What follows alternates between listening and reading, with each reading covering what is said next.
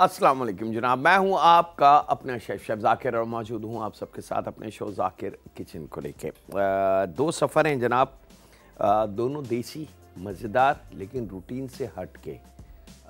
Routine में ज़्यादातर जो खाने हमारे घरों में बनते हैं, कभी कभी जी चाहता है कि कुछ उसी में रहते हुए दायरा इख्तियार वही हो, लेकिन कुछ नई चीज़, कुछ मज़ेदार सी चीज़ और कोई ऐसी चीज़ हमें खाने को मिल जाए कि जी चाहे कि उसको और खाया जाए। तो आज दो सफ़र हैं जनाब, दोनों बड़े डिफरेंट। एक वेजिटेरियन फैमिली मेम्बर्स के लिए, ख़ास तौर पे उनके लिए जो वेजिटेरियन हैं मजहबी एतबार से, और पहला सफ़र जो है वो रेड मीट यानी कि बीफ के साथ। चले जनाब, तो पहला सफ़र हमारा होगा बीफ का, और बीफ का नाम मैं आपको बता दूं जो मैं बनाने जा रहा हूं, बेनी बीफ बनेगा जनाब।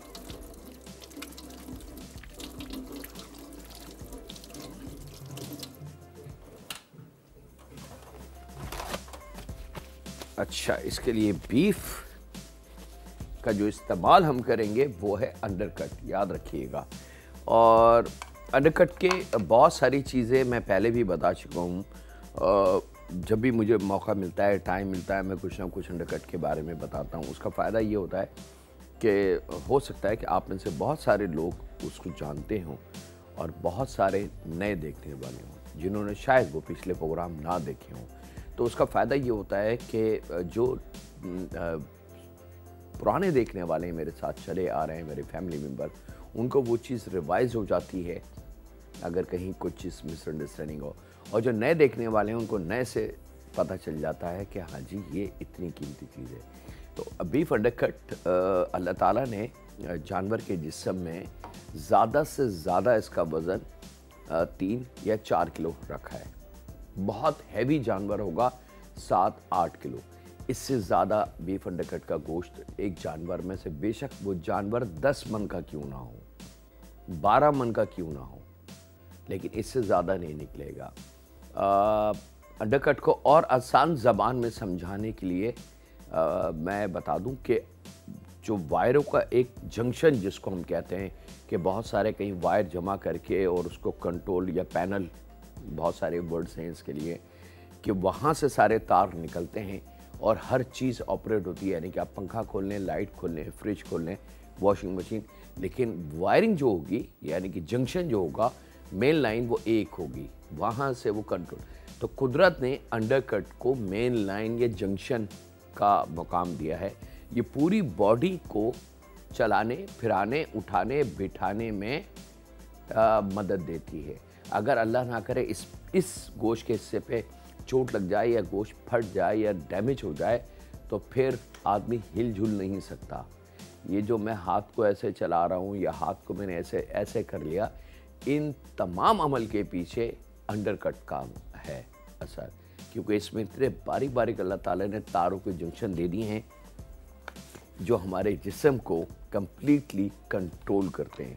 तो अब आप सोचें कि जब अल्लाह ताला ने इतना ख़ास करम इस गोश्त पे किया है तो ये कितना ताकतवर होगा। और इसकी एक और ख़ासियत, ये आप देख सकते हैं कि मेरे हाथ में कच्चा गोश्त है, ये ना तो पका हुआ है, ना मेरे हाथ में कोई ब्लेड है, ना छुरी है, लेकिन इस गोश्त की मैं तासीर आपको दिखा रहा हूँ कि ये गोश्त अगर मैं इस तरीके से इसको ऐसे करके और इसको इस तरीके से खोलने की कोशिश करूँ तो ये मेरे हाथ में खुल जाएगा। ये शायद मैंने पहली दफ़ा करके दिखाया है ताकि आपको अंदाज़ा हो जाए कि ये गोश्त कितना ताकतवर है और कितना मज़ेदार है। तो जनाब, अब हो गई बहुत सारी बातें गोश्त से रिलेटेड। ये दोबारा देखें, ये और ये ज़रा सा खोलेंगे तो ये गोश्त खुल जाएगा, इतना नरम होता है। इसके जनाब हमने क्योंकि बेनी बीन्स हैं तो थोड़ा सा काट लें इसको। आप स्लाइसेस के काट सकते हैं, इसको क्यूब में काट सकते हैं, इसको जूलियन में काट सकते हैं, इज़ अप टू यू। हम थोड़ा सा स्लाइस काटेंगे इसका। बिस्मिल्लाहिर्रहमानिर्रहीम। तो अब अंडरकट की बात हो गई जनाब कि अंडरकट कितना कीमती गोश्त होता है एक जानवर में। 6-7 किलो, 7 किलो, 8 किलो से ज़्यादा ये मिल नहीं सकता, और ये इतना कंट्रोलिंग है इस गोश्त में कि ये जिस्म के पूरे निज़ाम को, चलना फिरना, उठना, भागना, दौड़ना, एक्सरसाइज और ना जाने क्या क्या, उन सब चीज़ों को ये जंक्शन है, ये कंट्रोल करता है। अल्लाह ताला ने इसमें इतने वायर रखे हैं, तो जब ये गोश्त अगर हम बच्चे को दें, और एक और बात कि जिन फैमिली मेम्बर को डॉक्टर रेड मीट का मना कर दे, या अल्लाह ना करे वो एलर्जी हो, रेड मीट अगर खाते हैं तो बाज़ लोगों के कुछ दाने आ जाते हैं या ख़ारिश आ जाती है या एलर्जी हो जाती है, या बहुत सारी ऐसी चीज़ें जिनका मैं नाम नहीं ले सकता यहाँ पे या नहीं बताना चाहता, तो मैं उनको चैलेंज करता हूँ कि मेरे पास आएँ, मैं उनको बीफ अंडरकट में खाना बना के दूंगा और वो खाएं मेरे सामने, और अगले 2 ढाई 3 घंटे मेरे साथ बैठें। और अगर उन जैसी शिकायत यानी कि ख़ारिश या दाने या रेशिस या इस किस्म की कोई चीज़ हो जाए तो फिर बात कीजिएगा, क्योंकि अल्लाह ताला ने इस गोश्त को बहुत हिफाजत में बनाया है और बहुत कीमती बनाया है। तो रेड मीट में बीफ अंडरकट की जोड़ नहीं है, और यही वजह कि पूरी दुनिया में जितने स्टेक हाउसेस हैं, बड़े बड़े ब्रांडेड, मैं स्टेक की बात कर रहा हूँ, वहाँ सब बीफ अंडरकट का इस्तेमाल होता है। जितने बड़े बड़े फ्रेंचाइज हैं उसमें अगर इस बीफ बर्गर बेचा जा रहा है साबुत या रोस्टेड या कीमे के साथ, वो बीफ अंडरकट का इस्तेमाल करते हैं जनाब। यहाँ पे चले जनाब, बीफ हमारा रेडी। अदरक और लहसुन ले लेते हैं, तकरीबन 2 इंच का टुकड़ा अदरक का लेना है, 4 से 5 जब्बे लहसुन के। अगर बहुत बड़े और लहसुन के जब्बे ऐसे हों तो प्लीज़ उसको 1 की 2 कर लें ताकि हमें उसको चॉप करने में आसानी हो जाए।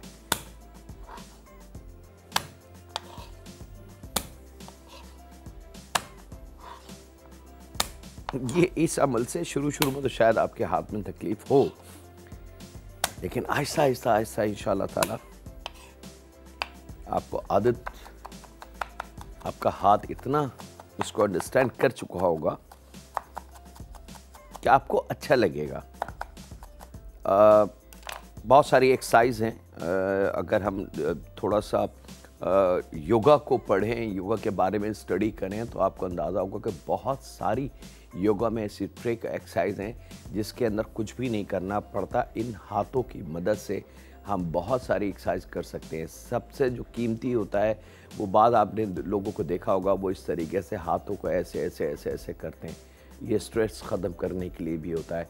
तो जब इसके ऊपर चोट ज़ोर से लगती है एक दूसरे हाथ से तो ब्लड प्रेशर जो होता है वो एकदम जोश में आके तेज़ी से चलता है, और वही एक कीमती अमल होता है। एक ब्लड प्रेशर वो होता है जो अल्लाह ना करे किसी सदमे या बीमारी की वजह से, और एक ब्लड को हाई किया जाता है जॉगिंग, एक्सरसाइज या दवाइयों के ज़रिए। तो जब नाइफ लहसुन को आप चॉप करेंगे और हाथ ज़ोर से मारेंगे तो इस हाथ पे आपको लगेगा कि इसमें अब करंट आना शुरू हो चुका है। वो बेसिकली करंट नहीं होगा, वो ब्लड इतनी तेज़ी से सर्कुलेट करता है आपके हाथ में, आपके इस पूरे आर्म में, कि आपको ताकत का अंदाज़ा होता है कि मेरे हाथ में कुछ एनर्जी या ताकत आ गई। एक कॉलर हैं, उनसे बात करते हैं। अस्सलाम वालेकुम। अस्सलाम वालेकुम सर। वालेकुम अस्सलाम जी सर, मैं लाहौर से खदीजा बोल रही हूँ। जी खदीजा।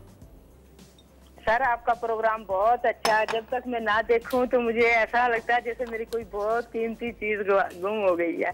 बहुत शुक्रिया। तो सर आप इतना अच्छा तरीके से समझाते हैं कि इस उम्र में जाकर मुझे सही खाना बनाना आ गया। मेरे घर वाले इतनी तारीफ करते हैं मेरे खानों की कि मैं आपको बता नहीं सकती। सर ये सब आपकी मेहरबानी की वजह से। सर मैंने 3 रजिस्टर भरे हुए हैं आपकी रेसिपी से। बहुत शुक्रिया। कोई फरमाइश देना चाहेंगी? सर बस ये एक पूछना था, ये जो बच्चों की है ना, ये कद के बारे में आपने बताया था ना जी, तो वो मैं लेकर आ गई हूँ, जो बम्बो शूज के नाम से।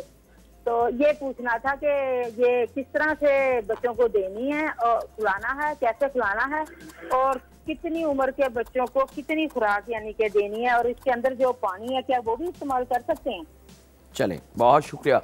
पानी आप उसका हटा दें, उसकी जगह सादा पानी भर लें उसके अंदर साफ, और रोज़ाना एक चीज़ स्लाइस के बराबर किसी भी तरीके से बच्चे को खिलाना है। और बच्चे की उम्र 8 से 18 साल तक, क्योंकि ये ग्रोथ एज होती है। 8 साल से पहले बच्चा ग्रोथ की तरफ नहीं आता और 18 साल के बाद उसकी ग्रोथ रुक जाती है।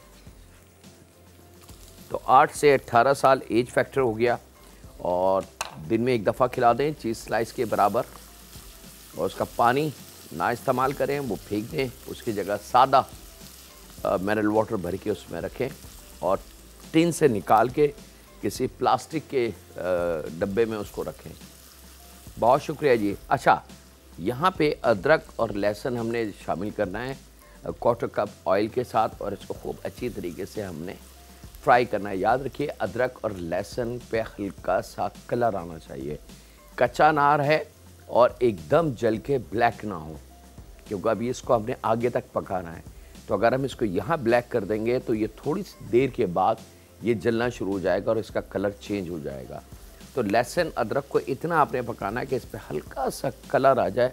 तो ये जो गोश्त हमारा हमने अभी रेडी किया है बीफ अंडरकट, ये हम शामिल कर देंगे यहाँ। अब बीफ अंडरकट की वजाहत थोड़ी सी हो चुकी है कि कितना सॉफ्ट, कितना नरम और कितना ताकतवर गोश्त है, ख़ास तौर पे उन फैमिली मेम्बर्स के लिए जो गोश्त नहीं खाते या रेड मीट से बहुत दूर हैं। तो प्लीज़ ये ज़रूर खिलाएं। वक्त एक छोटे से ब्रेक का, मिलते हैं लम्हों के ब्रेक के बाद।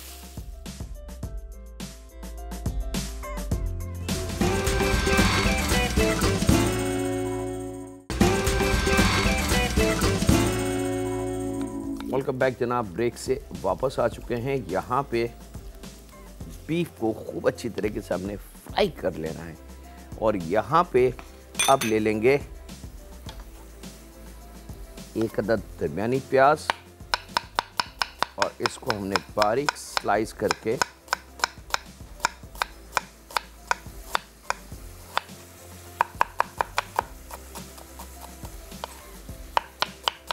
अच्छा, एक गुजारिश मैं करूँगा बीफ अंडरकट के लिए कि दुकानदार आपका भरोसे वाला हो। बस, क्योंकि अक्सर ओरिजिनल अंडरकट शायद आपको ना मिले और उसकी जगह वो रान का कोई हिस्सा गोल करके आपको दे दे कि जी ये अंडरकट है। तो वो जैसे मैंने अभी डेमोन्स्ट्रेशन की है, ऐसे शायद वो ना हो।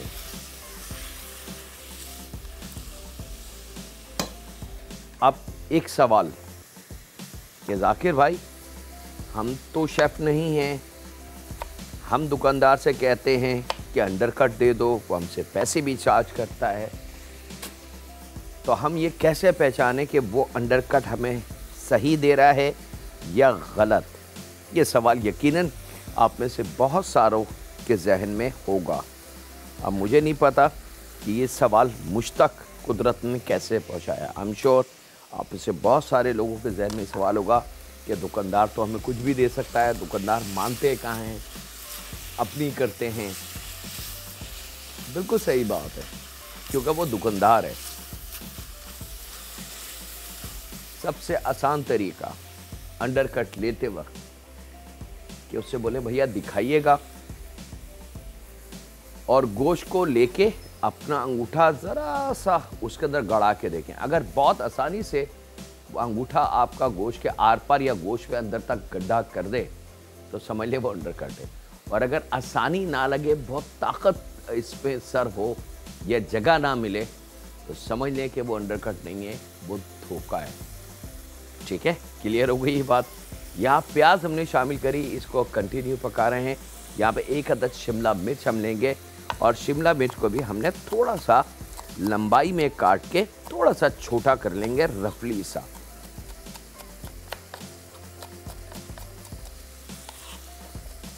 और ये सारा काम जितनी डिटेल में ये सारा स्ट्रेट होगा, इसमें ना रोका जाएगा, ना 1-1.5 घंटा लगेगा इन खानों को पकाने में। शिमला मिर्च हमारी रेडी हो गई, मोटी मिर्च अप टू यू, अगर आप शामिल करना चाहें तो 1 या 2 या ज़्यादा भी शामिल कर सकते हैं। थोड़ी सी लंबाई में इसको काट लें और फिर छोटा कर लें।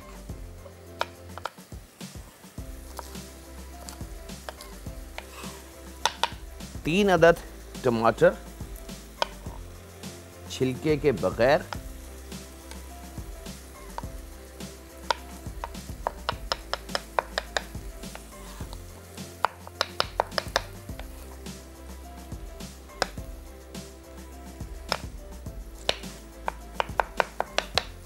थोड़ा सा छोटा काट लें उसको।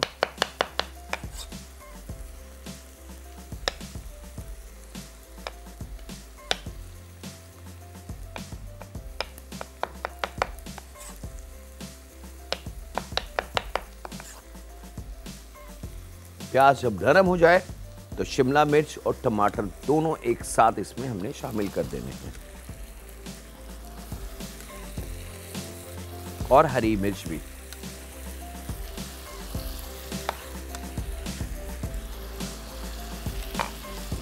चलें जनाब, अब इसको खूब अच्छी तरीके से हमने, भाई एक चीज़ का ख्याल रखिएगा, गोश्त का जो पानी है वो ज़रा ड्राई हो जाए तो फिर हमने इसकी कुकिंग करनी है, अगला स्टेप करना है।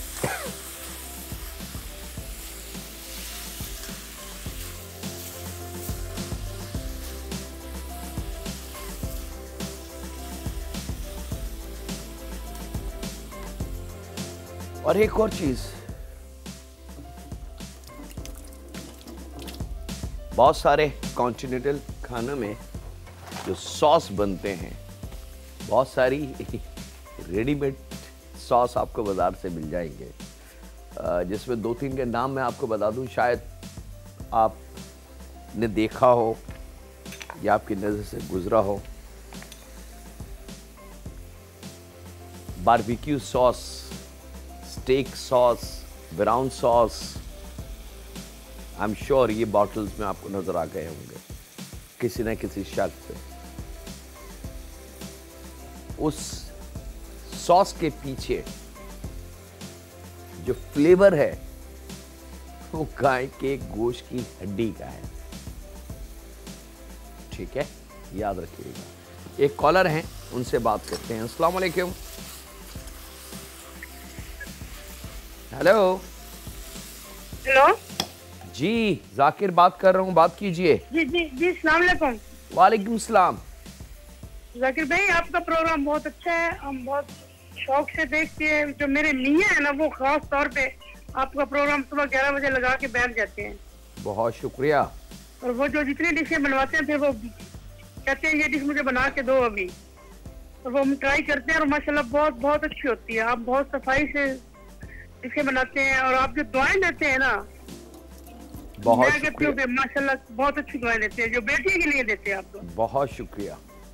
अल्लाह आपके इस प्रोग्राम में और इजाफा करे और बरकत डाले, और इससे ज्यादा आपको अल्लाह नाम रोशन करे आपका। अल्लाह बहुत शुक्रिया, जज़ाकल्लाह। बहुत ख्याल रखिएगा, थैंक यू वेरी मच। अच्छा जनाब, जब ये प्याज, टमाटर, शिमला मिर्च, हरी मिर्च जब अच्छे से नरम हो जाए और एक मखसूस प्याज और वेजिटेबल की खुशबू गोश्त के साथ मिलके एक जायका देना, फील आने लगे, खुशबू, महक, तो अब इसके अंदर हमने कुछ जायके शामिल करने हैं। तो 1 चाय की चमची पिसी लाल मिर्च, आधी चाय की चमची हल्दी और 1/4 चाय की चमची गरम मसाला या आधी चाय की चमची नमक आप जायके के हिसाब से शामिल कर दें। यहाँ पे इसको मैं मिक्स करूँगा, और यहाँ इसके साथ ही ये मेरे पास सेम की फली, लोबिया, बीन्स, इसके बहुत सारे नाम हैं। थोड़ा छोटा काट लें, 1-2 इंच का, और उसके बाद थोड़े से गर्म पानी में इसको जोश दे के और वो इसमें शामिल कर दें। के साथ ही वक्त एक ब्रेक का, मिलते हैं लम्हों के ब्रेक के बाद।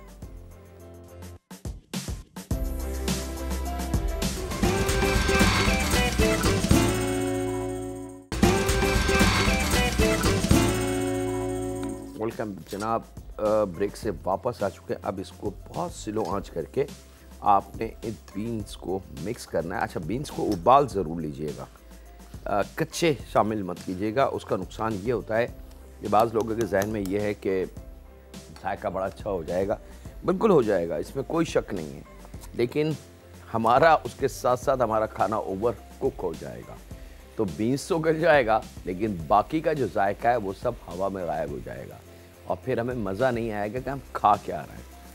तो ये पॉइंट्स होते हैं छोटे छोटे। बिल्कुल लास्ट के अंदर हमने इसमें क्वार्टर गड्डी धनिया शामिल करके थोड़ा सा इसको कवर करेंगे, दम पे ले जाएंगे, ताकि जो बीन्स हमने शामिल किया है इसमें वो बहुत अच्छे से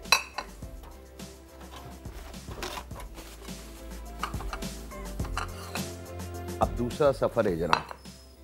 दूसरा सफ़र थोड़ा सा स्पेशल है, ओनली फॉर पाकिस्तान। वजह क्या है? वजह मैं बता दूं, बड़ी सिंपल सी है कि ये जो मेरे हाथ में एक बड़ी सिंपल सी चीज़ खशखश, ये बाहर शायद आपको ना मिले, और ख़ास तौर पे जितनी अरब कंट्री है वहाँ तो ये बैंड है। मुझे नहीं पता किस वजह से बैंड है, बहरहाल ये बैंड है। और यूरोप वगैरह में भी शायद कुछ मुल्कों में पॉपी सीड के नाम से ये आपको मिल जाए, और पॉसिबल है कि ना मिले, लेकिन हमारे एशिया के मुल्कों में इस पर कोई पाबंदी नहीं है और ये बहुत कीमती चीज़ है। बहुत सारे खानों में इसका इस्तेमाल है। भाई इसका एक अमल ज़रूर कीजिएगा कि आटा छानने वाली जो छन्नी होती है उसमें लेके ज़रा सा इसको इस तरीके से छान लीजिएगा। तो ये आप देख सकते हैं कि ये नीचे जो है इसके प्लेट में आपने देखा है कि जो मिट्टी है या ख़राब दाना है खसखस का, ब्लैक स्पॉट जिसको कहते हैं, वो निकल जाएगा और एक्चुअल खसखस हमारे छन्नी में रहेगी। क्योंकि खसखस का दाना थोड़ा सा मोटा होता है और जो कचरा होता है या मिट्टी होती है, क्योंकि ये सन ड्राई होती है, धूप में इसको सुखाते हैं, तो उसकी वजह से इस पर धूल मिट्टी, और फिर इसको धोते नहीं हैं। अगर इसको एक दफ़ा धो लें तो फिर ये फफूंद लग के ख़राब हो जाता है, तो इसलिए इसको ड्राई पैक करके मार्केट में बेचा जाता है।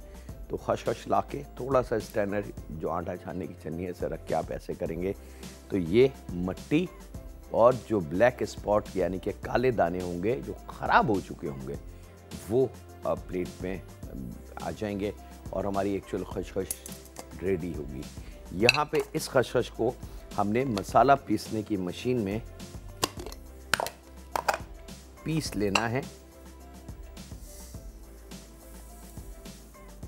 अच्छा, बाज़ ख़वातीन इसको पकाने से पहले पानी में भिगो देती हैं और जो अच्छी खसखस होती है वो फूल के ऊपर आ जाती है और जो मिट्टी और ज़र्रे और गंदी और ख़राब खसखस का दाना होता है वो नीचे बैठ जाता है। तो ख़वातीन पानी के ऊपर से खसखस हाथ से उठा के इस्तेमाल कर लेती है। वो तरीका भी परफेक्ट है। अगर आप ये स्टैनर का इस्तेमाल करना नहीं चाहते फिर छन्नी का इस्तेमाल कर लें, उसका पानी का इस्तेमाल। यहाँ पे इसको हमने मसाला पीसने की मशीन जो आम घरों में होती है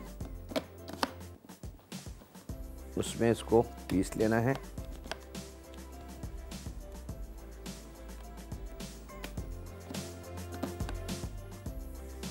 तो यहाँ पर जनाब मैं ब्रेक लेता हूँ, मिलते हैं लम्हों के ब्रेक के बाद।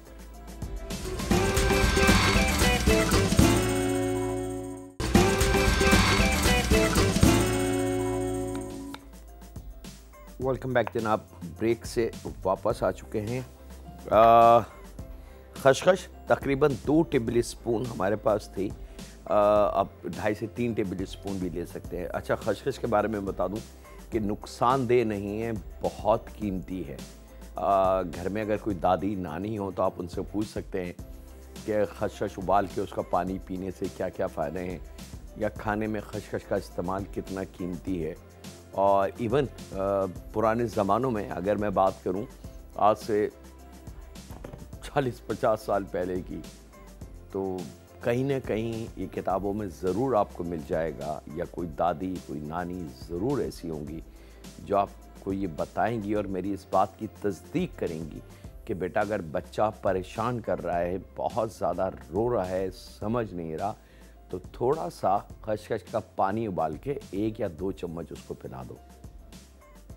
तो उसकी जो बच्चे की बेचैनी होती है या उसकी ज़िद होती है या उसका रोना होता है, वो रुक जाएगा।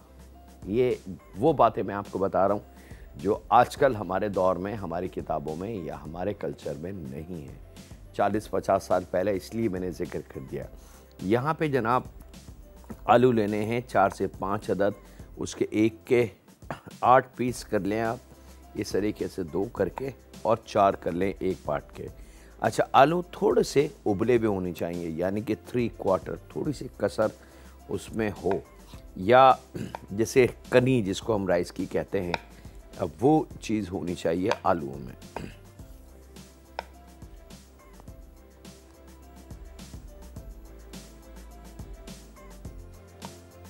4 से 5 अदद या आधा किलो। इफ्तार के बाद का जो, और ये जो आलू हैं ये आप बना के इफ्तार में भी रख सकते हैं, ठीक है। जो हमारा स्लोगन है कि हम रमज़ान से पहले आपको रमज़ान की तैयारियां करवाते हैं ताकि आप उस चीज़ को रमज़ान से पहले समझ लें, परचेजिंग कर लें और उसको बना के एक दफ़ा खा लें, ताकि आपकी समझ में आ जाए कि ये कैसे बनेगा। तो फिर रमज़ान में जब आपके घर में दावत हो या जी चाहे आपका, तो वो जब आप बनाएं तो परफेक्टली वो चीज़ बन के आपके दस्तरखान की ज़ीनत बने।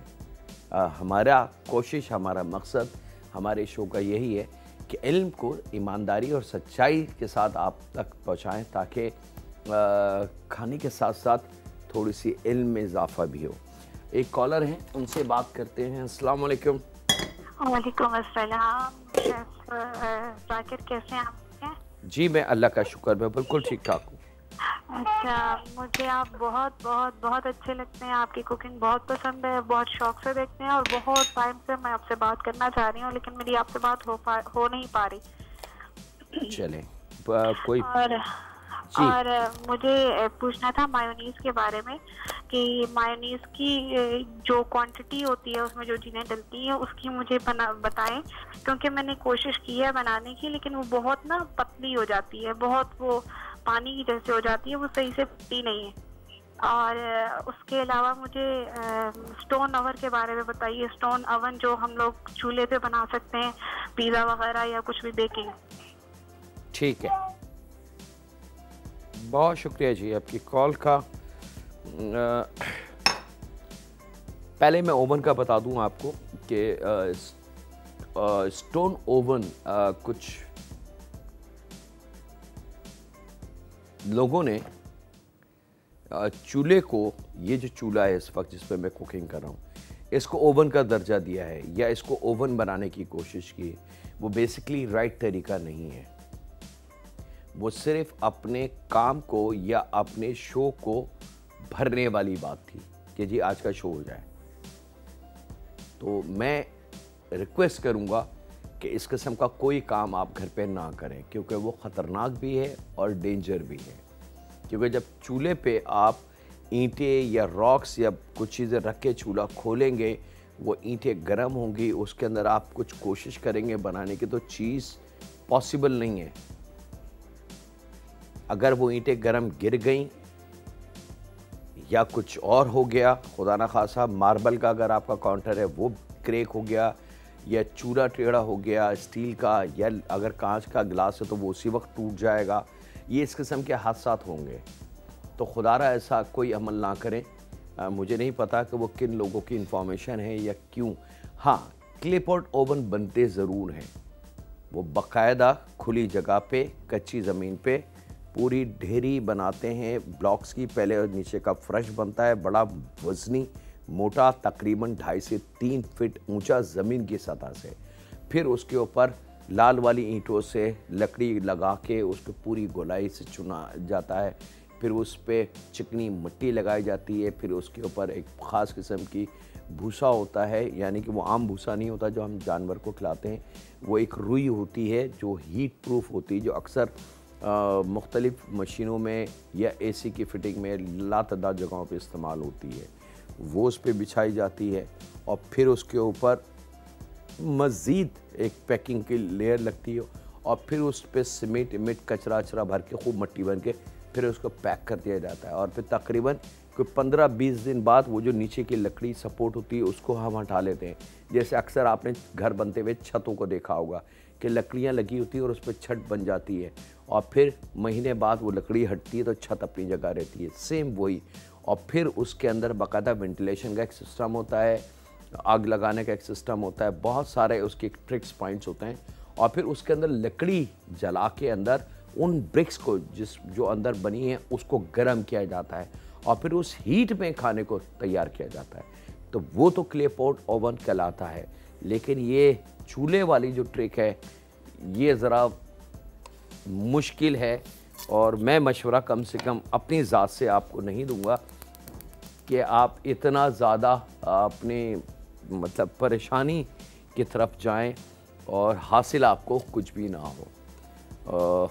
मतलब एक नुकसानदेह अमल है। और दूसरा जो है वो हम बताएंगे आपको, एक छोटे से ब्रेक से हम आ जाएं। मेयोनीज़ का आपने पूछा है, वो भी इंशाल्लाह ताला मैं बता देता हूँ आपको। इस वक्त एक छोटा सा ब्रेक लेके जल्दी से वापस आते हैं और फिर आपको बताएंगे पॉपी पोटैटो कैसे बनते हैं। वक्त है एक छोटे से ब्रेक का।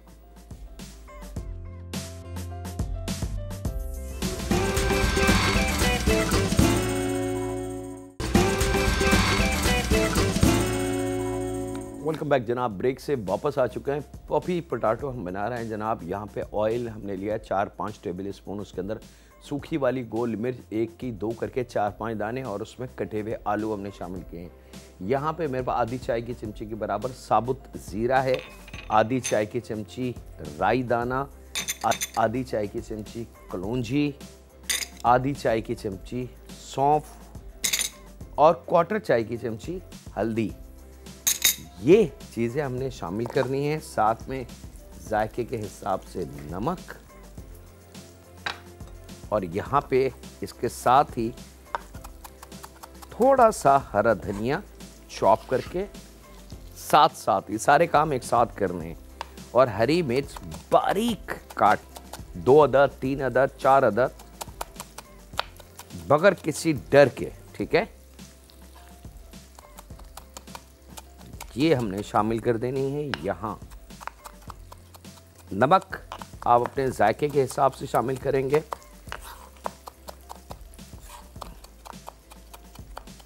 माह रमज़ान के लिए, इफ्तार के लिए एक मज़ेदार सफ़र, इसको लिख लीजिएगा। और ये सफ़र आपके लिए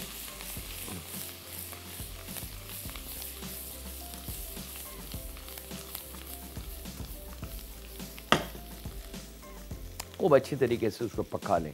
पानी का एक कतरा भी शामिल नहीं होगा, ठीक है।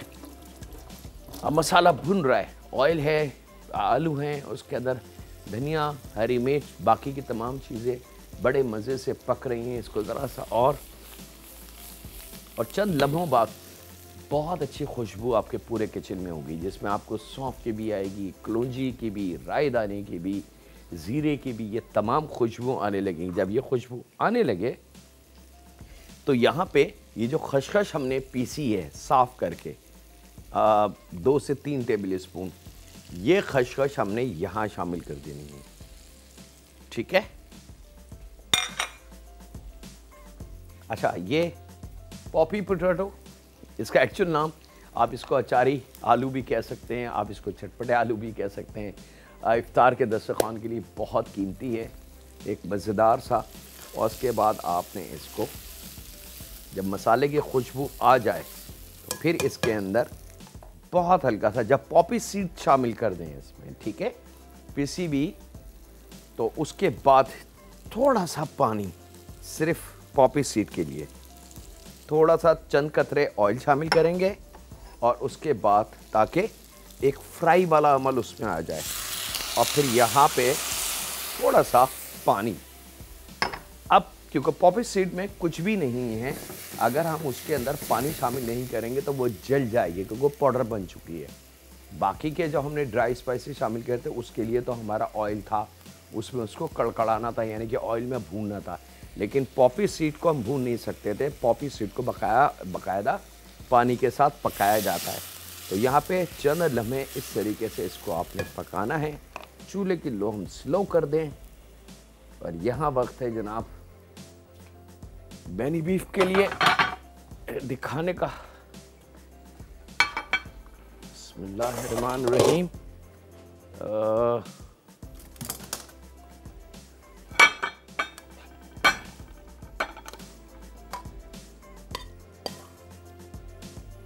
ये लीजिए जनाब,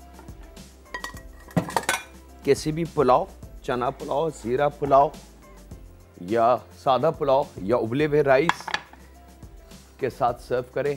आप रोटी नान के साथ भी इसको सर्व कर सकते हैं, लेकिन सही इसका जायका राइस है। ठीक है जी। अच्छा, हमारी जो लास्ट कॉलर थी उनका एक सवाल था कि वो मायो बनाती हैं मायोनीज, तो वो सही नहीं बनता, बहुत ज़्यादा थिन हो जाता है। तो उसके लिए ये कि आप जो तरीका आप इस्तेमाल कर रहे हैं उस तरीक़ों को देखें कि कहाँ गलती है। अंडे कितने आपने शामिल किए और उसके बाद आपकी जो इलेक्ट्रिक मशीन है या हाथ से आप बना रहे हैं या इलेक्ट्रिक बिटर है आपके पास, वो क्या है, वो अगर आप मुझे बता देते तो मैं आसानी से समझ जाता। बहरहाल उसमें ऑयल की जो स्पीड है, यानी कि ऑयल जो शामिल होगा वो बहुत ही स्लो तरीके से शामिल होगा। अगर आपने एकदम ऑयल शामिल करके और मशीन को चलाने की कोशिश करी या हाथ से घुमाने की कोशिश करी तो वो कभी भी जान नहीं पकड़ेगा। बहुत स्लो इलेक्ट्रिक मशीन हो, अंडे को फिर उसके अंदर मस्टर्ड आप शामिल कर लें, थोड़ा सा सॉल्ट एंड पेपर शामिल कर लें जायके के लिए। बाज़ लोग उसमें सिरका शामिल करते हैं, बाज़ लेमन जूस शामिल करते हैं। फिर उसको आप खूब अच्छी तरीके से बीट करें और फिर बहुत तार की तरह ऑयल उसमें डालते जाएं और कंटिन्यू मशीन चले। वो इंशाल्लाह ताला हम किसी दिन बना के आपको दिखाएंगे। यहाँ पे जनाब पॉपी पोटैटो हमारे परफेक्टली रेडी। इसको मैं और बारी है जनाब इसको सर्व करने की। उसके साथ ही वक्त हमारा हो चुका है ख़त्म। आपसे इजाज़त लेने के लिए ये लीजिए जनाब, लुक आप देख सकते हैं, इसकी खुशबू देख सकते हैं, इसका मज़ा देख सकते हैं। और इसके साथ ही वक्त हुआ है आपसे इजाज़त लेने का। अपना अपने घर वालों का, दोस्तों का, बुज़ुर्गों का, बच्चों का और बेटियों का बहुत ज़्यादा ख्याल रखें और दुआ करते रहें उस खालिक मालिक उस परवरदिगार से कि ऐ रब, लातादाद ऐसे गुनाह हैं जो हमने किए और हमें उनका पता भी नहीं है। लातादाद दफ़ा हमने लोगों को अज़ियत दी हमारे अल्फाजों से और हमें उनका नहीं पता। ऐ रब, लातादाद हमने ऐसे काम कर दिए कि जिसकी हमें तेरी तरफ से मना था, लेकिन हम जाने अनजाने में वो काम करके आगे बढ़ गए और उनका ख्याल तक हमारे दिल में नहीं है। हम आज ये कहते हैं कि हमने नमाज पढ़ ली, कुरान पढ़ लिया और हमने सदका दे दिया, खैरात दे दी, हम सच्चे मुसलमान हो गए। नहीं है रब, हमने जो पिछली ज़िंदगी गुजारी है ना जाने उसमें क्या क्या गलतियां हैं, और उसमें सबसे बड़ी गलती जो थी वो माँ बाप से नाफरमानी या माँ बाप से ऊंची आवाज़ में बात करने की थी। ऐ रब, हम तुझसे पनाह मांगते हैं तेरे गुस्से से और तेरे कहर से कि हमें हमारे गुनाहों की सज़ा नहीं देना, हमें नादान समझ के, मट्टी का बना हुआ समझ के माफ़ कर देना। ऐ रब, रहम फरमा हम पे, हमारे माँ बाप पे, हमारी औलाद पे, हमारी बेटियों पे, हम पे रहम फरमा। अल्लाह हाफ़िज़ होने के बाद।